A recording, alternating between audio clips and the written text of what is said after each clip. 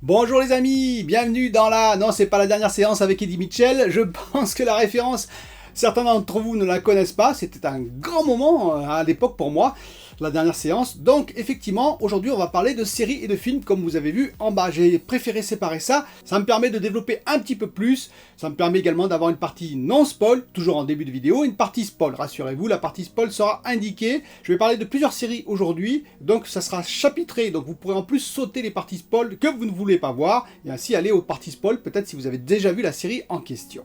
On va donc parler de Umbrella Academy saison 3, on va parler de The Boys sur son intégralité saison 3, je vais revenir sur Stranger Things saison 4, sur une scène en particulier où j'avais dit que c'était too much, je vais expliquer pourquoi j'ai dit ça, et pour argumenter, je vais parler également de Game of Thrones saison 8, et oui, la célèbre saison qui a fait beaucoup polémique. Installez-vous sur le canapé, sortez le popcorn, et c'est parti.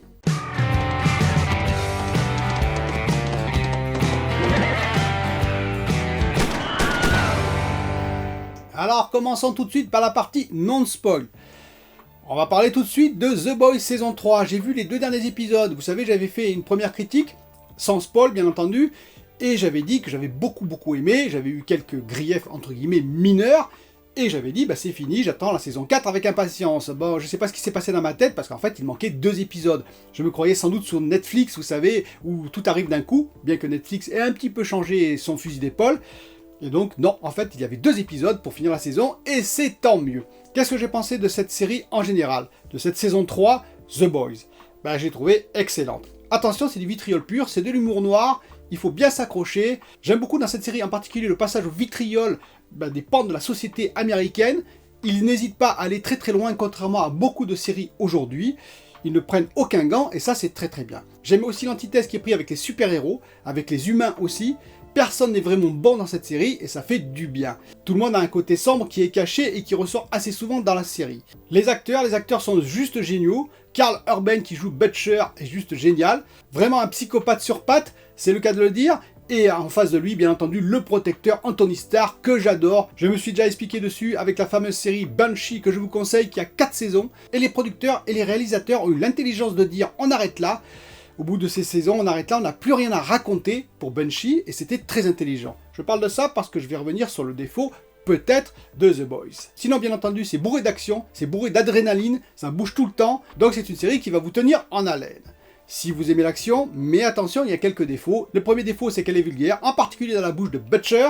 Je l'avais déjà dit, les premiers épisodes, c'est assez fleuri en termes de langage quand Butcher arrive à l'écran, mais heureusement, dans les derniers épisodes, ça disparaît. Alors attention, le langage fleuri ne veut pas dire un langage non recherché, dans la vulgarité. C'est recherché, oui, mais trop c'est trop, quand ça arrive toutes les 2 secondes, c'est un peu trop. Le deuxième, c'est les sex toys. Alors oui, des sex toys apparaissent dans la série, bon, c'est assez marrant, surtout dans la mise en situation, mais quand c'est chaque épisode, ça devient un peu lourd. Heureusement, pareil, à la fin, ça devient beaucoup plus sombre les épisodes, beaucoup plus sérieux, la tension monte, et tout ça, ça disparaît. Les défauts principaux pour moi viennent de 2 éléments. Le premier, le traitement d'un des personnages.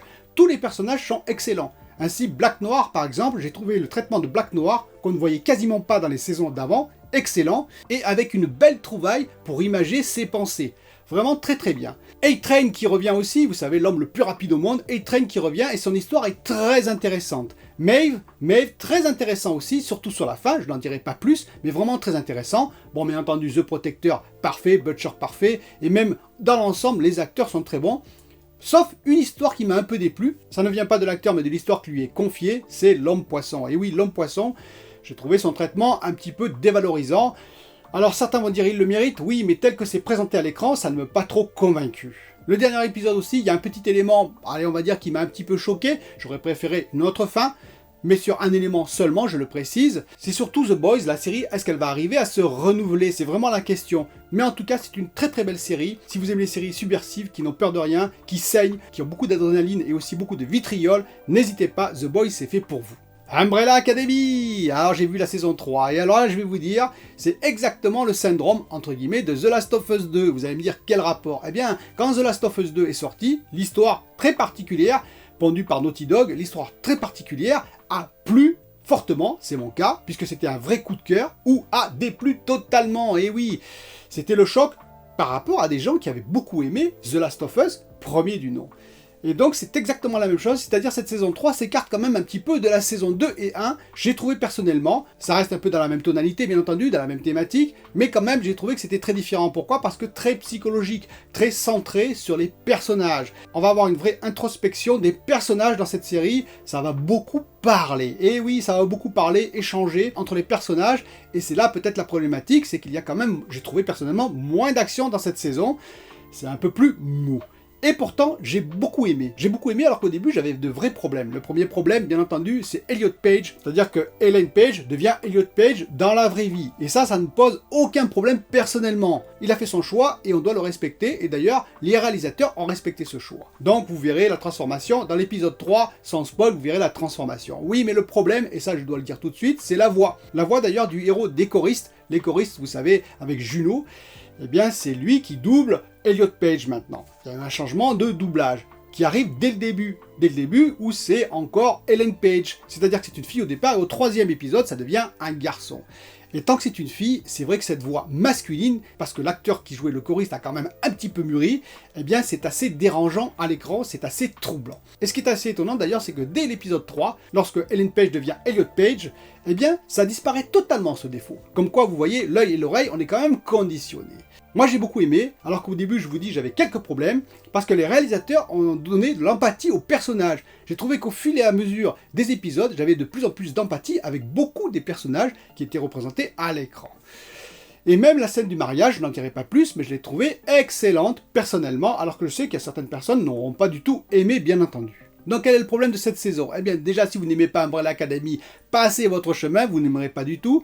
Et même si vous aimez, attention, c'est plus psychologique, c'est plus dans la parole que dans l'action. Donc peut-être que vous n'aimerez pas. Il y a des effets spéciaux qui sont très très bons, d'autres un peu cheap, mais ça bon c'est Umbrella Academy. Bien entendu j'adore le personnage numéro 5, toujours aussi incisif, et d'autres personnages sont vraiment bien développés. Écoutez, je vous conseille quand même de regarder, de passer les 2 premiers épisodes en particulier, de regarder petit à petit si la mayonnaise prend ou ne prend pas. Attention, par contre, le dernier épisode, j'ai trouvé que la fin, c'était beaucoup trop facile. Alors avant de passer à la partie spoil, je voudrais préciser quelque chose. J'ai eu des critiques sur le fait que je prends position sur Stranger Things saison 4, que j'ai adoré, que j'ai beaucoup aimé, en particulier sur une scène que j'ai dit que je trouvais un peu too much avec Eddie. Je reviendrai dans la partie spoil sur cette scène. Écoutez, il m'aurait été plus facile, d'ailleurs j'avais vu à l'époque les commentaires sur cette scène, qui était cultissime pour beaucoup de monde, il m'aurait été plus facile d'aller dans le sens du vent, de faire un peu la girouette, c'est-à-dire de dire oui c'est génial, effectivement c'est super comme scène, etc. etc. Et ainsi de m'attirer plein d'amis, et oui c'est si facile. Non, moi je préfère dire ce que je pense, surtout sur un domaine artistique. Quand c'est technique, je peux me tromper, ça peut m'arriver, on peut me reprendre, mais quand c'est artistique, chacun a sa propre opinion. C'est subjectif, bien entendu.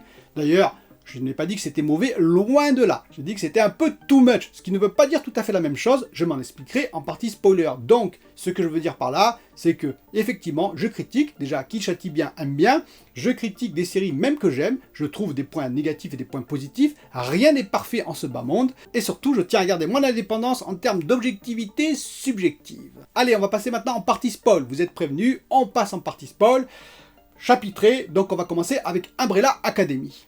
Alors sur Umbrella Academy, en partie spoil, je n'ai pas grand chose à dire.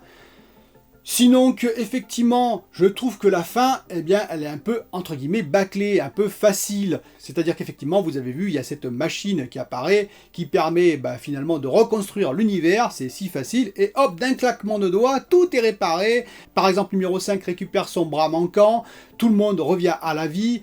Bon, j'ai trouvé ça vraiment très facile. Alors oui, ils ont préparé la saison 4, les membres de Umbrella Academy ont perdu leur pouvoir. Bon, par contre, j'ai trouvé cette saison pas si mal que ça, en confrontant 2 équipes différentes, avec des pouvoirs assez spécifiques, totalement inutiles parfois, mais c'était assez marrant.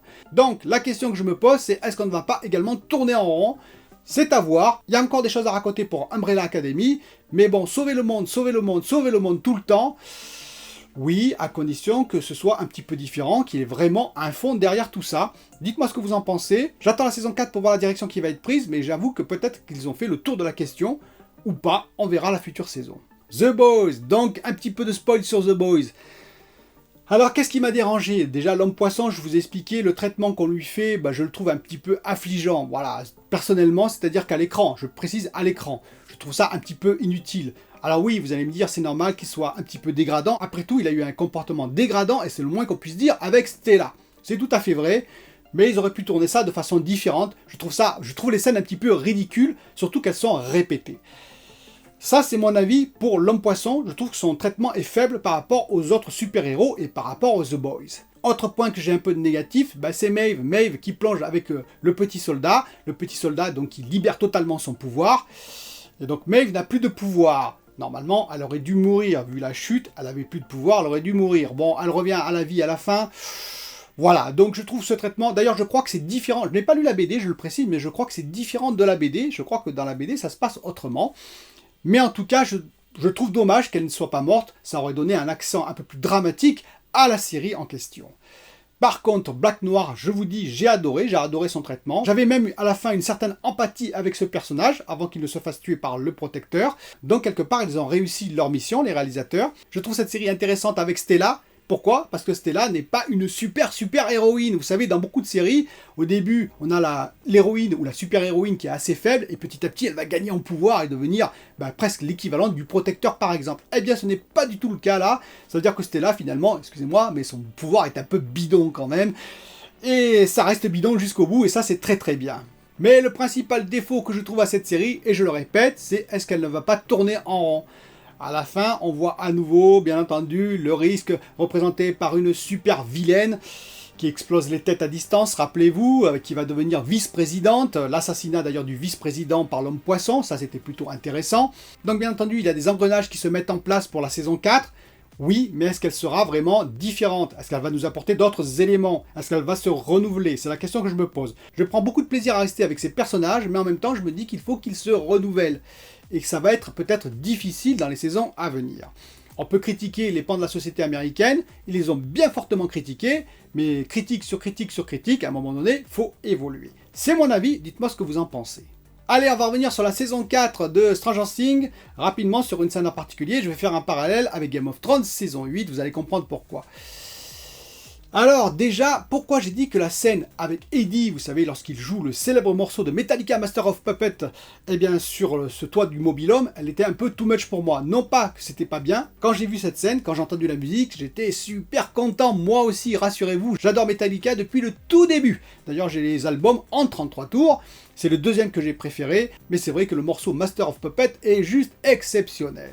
Oui, mais disons que intégré dans cette série, de la façon dont ça a été intégré, c'était super, mais peut-être un petit peu longué. Et oui, il voulait jouer le morceau entier jusqu'au solo, avec le solo endiablé sur le toit, bien entendu, du mobil-homme. Je sais, c'est un peu du délire, c'est le concept de Stranger Things, mais en même temps, quand même, il y a un petit peu de réalisme, entre guillemets, je dis bien entre guillemets, parce que c'est une série fantastique, un petit peu de réalisme à avoir. Lorsque vous avez les chauves-souris vampires qui sont juste à 50 mètres et qu'elles mettent plus de 5 minutes à venir, je me dis quand même, c'est un petit peu exagéré, avec le décompte en plus à côté de Dustin, qui a le sourire jusqu'aux oreilles. Oui, ok, je reconnais que c'était une scène qui se voulait cultissime, ça a réussi, mais pour moi, vous voyez, et c'est mon avis subjectif, eh bien c'était un peu too much. C'est là que j'ai trouvé ça un peu too much. Et je voulais finir justement avec la saison de Game of Thrones, la saison 8, qui a été détestée par beaucoup de monde. Eh bien moi j'ai bien aimé. Voilà, je vous surprends, mais j'ai bien aimé cette saison. Oui, elle a des gros défauts et c'est indéniable. Mais premièrement, et je ferai une émission spéciale là-dessus, contrairement à ce qu'a raconté d'ailleurs J.R.R. Martin, vous savez, le papa de Game of Thrones, eh bien non, il n'a pas une fin différente. En tout cas, cette fin-là était probablement prévue par J.R.R. Martin au départ, avant qu'elle ne soit fortement critiquée par beaucoup de monde. Il avait cette fin en tête, il y a plusieurs éléments qui l'indiquent. Alors attention, ça ne veut pas dire qu'elle était écrite, et ça ne veut pas dire non plus qu'elle était filmée de cette manière. Effectivement, il manquait au moins 2 épisodes, je suis d'accord avec vous, il aurait fallu au moins 8 épisodes, pour que, disons, Daenerys tourne un petit peu différemment, c'est-à-dire qu'effectivement, à un moment donné, elle pète les plombs, et ça me paraît normal, je vous le précise. Elle est de famille Targaryen, je vous rappelle quand même, les Targaryens, c'est le pouvoir. On voit que le pouvoir, d'ailleurs, avec le protecteur, amène forcément à des débordements excessifs, et même des changements brutaux de comportement, et ça arrive actuellement dans le monde. Regardez ce qui se passe dans le monde. On peut avoir des changements brutaux de comportement parce qu'on détient le pouvoir. Le pouvoir n'a jamais été très bon pour les êtres humains, croyez-moi sur parole. Et c'est la même chose pour Daenerys. Daenerys qui avait quand même un sentiment d'injustice et de vengeance vis-à-vis de Port-Royal, et qui l'a montré dans un des épisodes de façon un petit peu brusque, je le reconnais. L'autre critique qui a été faite, c'est vis-à-vis de Arya, l'assassin, une assassin de la nuit excellente, qui a été formée pour ça pendant plusieurs saisons, je le précise, et qui arrive à tuer le roi de la nuit, de façon plutôt facile, on va dire, alors que bien entendu, il y avait eu un échec de la part des autres héros de la série. Ben moi j'ai trouvé cette scène très bien aussi, et j'ai trouvé que c'était normal que ce soit elle qui tue le roi de la nuit, entre parenthèses, c'est-à-dire c'est la seule qui pouvait s'infiltrer jusqu'à lui. Alors oui, là aussi il y en a qui disent oui, mais tout ça pour ça, en un seul épisode, ils arrivent à éliminer le roi de la nuit et les marcheurs blancs, alors que ça a duré depuis des saisons, leur venue. Peut-être, effectivement, est-ce qu'il aurait fallu un deuxième épisode de bataille et un troisième épisode de bataille? Je n'en suis pas certain. Il fallait peut-être accélérer. Moi, personnellement, j'ai trouvé que c'était suffisant. Bon, chacun son opinion, mais là, par contre, j'ai trouvé que c'était suffisant. Mais oui, bien entendu, les héros de cette série, pour certains, pour les Stark en particulier, s'en sortent plutôt pas mal dans cette saison 8, c'est-à-dire qu'ils arrivent à échapper à la mort plusieurs fois. Certes, mais n'oublions pas que les Stark ont quand même subi beaucoup de pertes dans les saisons précédentes. C'était peut-être inutile aussi de les massacrer tous. Donc qu'il y ait des incohérences côté scénaristique, que ce ne soit pas aussi finalisé que les premières saisons qui étaient vraiment basées sur les livres de J.R.R. Martin, je suis tout à fait d'accord. Qu'il lui fallu 2 épisodes de plus, je suis également d'accord. Après le corps de cette saison, je pense qu'il était là. Bran qui prend le trône, Sansa qui prend la place de son père, Jon qui part dans le nord, tout ça me paraissait assez logique. Et donc vous voyez, c'est là où je veux en venir, c'est que je garderai toujours mon objectivité subjective pour vous parler, non pas en direction effectivement des commentaires qui sont positifs ou négatifs, mais de ce que je pense réellement. Je vous dis à très bientôt pour une nouvelle vidéo.